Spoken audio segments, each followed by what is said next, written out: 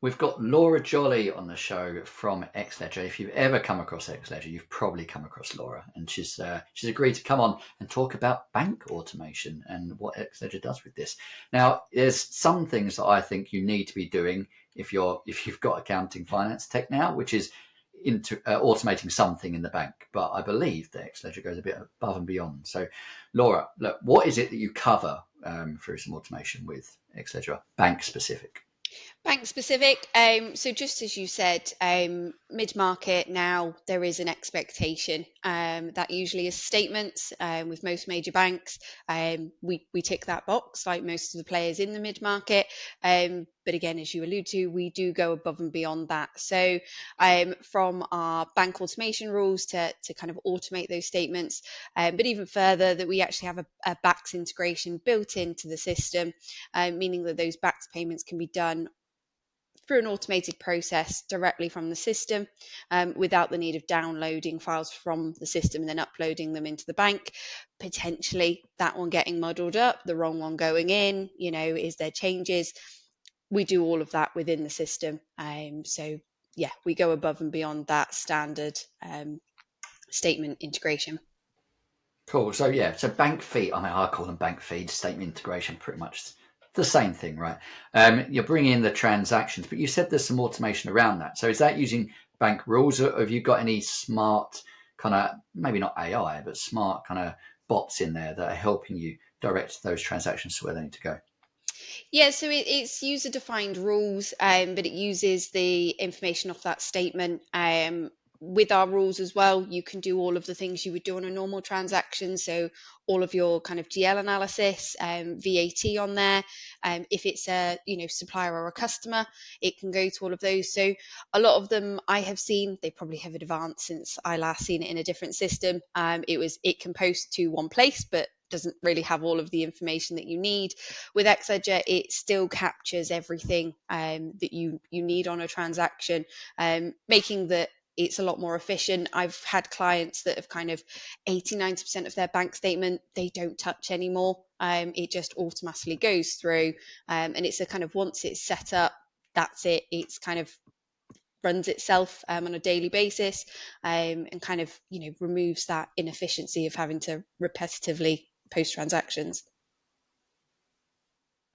Yeah, and I know that like people understand bank feeds.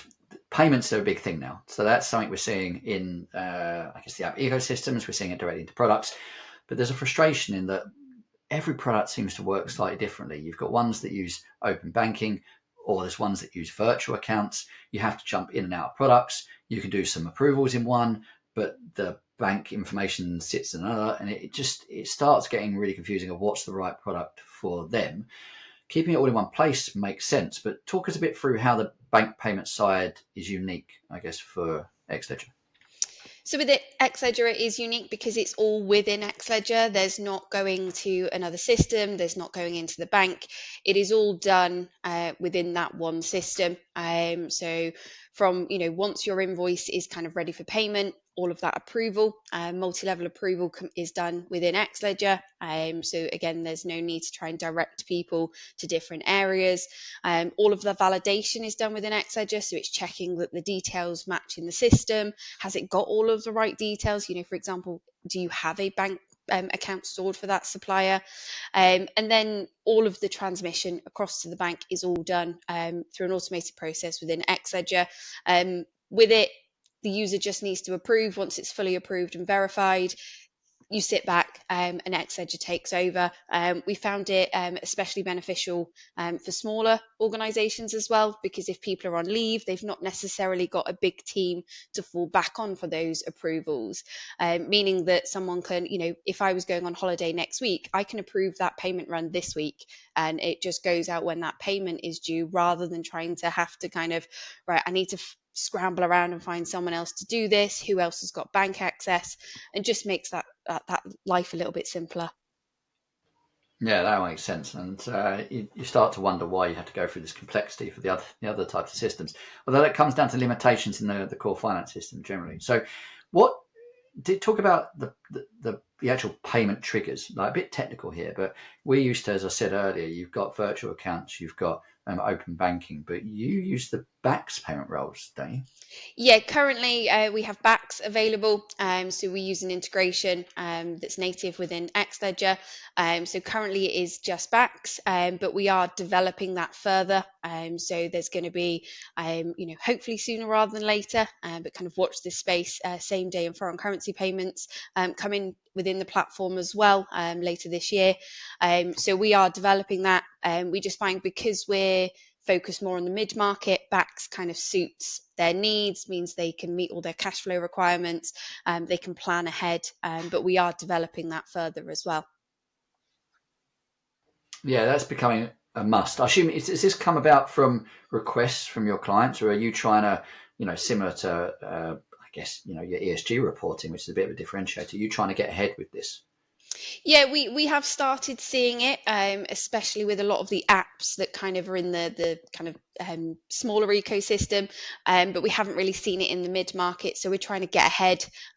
We have similar functionality within the Nordics, so we're trying to replicate that as well to ensure that we kind of are meeting all of our clients' needs and just ticking those boxes. Especially with foreign currency, we're getting a lot of bigger clients that need to make a lot more foreign currency payments, that there is limited options out there. So let's try and kind of resolve that issue within the system without having to add on more and more apps. Yeah, that'll make sense. And I know that your big focus is on multi-entity. So how easy is it to utilize your payment system across multiple different entities, groups, etc.? Yeah, with any group structure, it can be done at that kind of top level. So you can do kind of one payment run. You can still filter and sort on all of the different entities. So if you need to see how much is coming out of entity one, you can still see all of that, but you just sitting that top level. With that as well, we've had clients that have, thousands of payments a week. They've gone from, 7 hours of processing in an older system down to like less than half an hour within Xledger, just over a 90% time saving, which has just massively helped them internally. Cool. I mean, look, in the end, it's payments. It's nothing that people are going to do a song and dance about, but it can make a huge difference from a fraud perspective, the control, to have all of your data in one place, different user access rights. As soon as you have to start exporting data, your controls are gone. Those files can be manipulated. So locking that all down, it must be a big win. Yeah, definitely. It's a massive win. With Xledger's role-based access, so we limit who can see parts of the system anyway. There are then additional controls on who can actually approve those payments. We have other workflows for the actual invoice approval. So we're meeting all of those control checks and ensuring that they aren't bypassed. With the kind of in-system kind of transmission as well, as you say, there's no risk of a file being downloaded and tampered with. It's all transmitted electronically through Xledger,